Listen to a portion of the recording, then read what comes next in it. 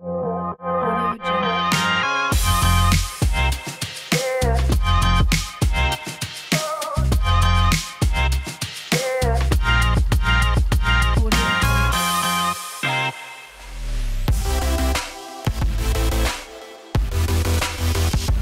Bonjour, je suis Juliette Polchico, diplômée de l'INSA en génie civil depuis 2020.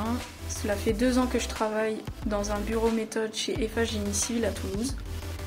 Et dans le cadre de mon métier, je suis amenée à travailler sur des ponts, des barrages, des tunnels, des bassins d'eau potable ou d'eau usée, des centrales électriques, des quais, du génie industriel, bref, beaucoup d'ouvrages très variés qui sortent un peu du commun. Pourquoi on a besoin des ingénieurs méthode? Nous, on s'occupe de tout ce qui est provisoire, c'est-à-dire que tout ce qu'on fait, ça n'apparaît plus une fois que le chantier est fini. En fait, on va travailler sur tout ce qui est phase provisoire, mode opératoire, et parfois on va dimensionner des outils très spécifiques pour réaliser une tâche. Pourquoi?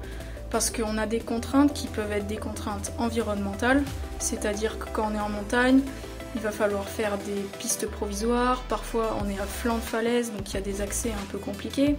Et quand on est en ville, il y a souvent des bâtiments et des routes existantes, donc il faut faire attention déjà à ce que le bâtiment d'à côté ne tombe pas, et il faut qu'on ait la place de stocker et de faire les travaux. Souvent les travaux prennent plus de place que la place que prend l'ouvrage au final. Et enfin, on a des contraintes juste dues à l'ouvrage, donc il faut accéder souvent en hauteur pour les compagnons, pour réaliser les ouvrages, où il faut mettre des appuis provisoires avant que tout soit construit, etc.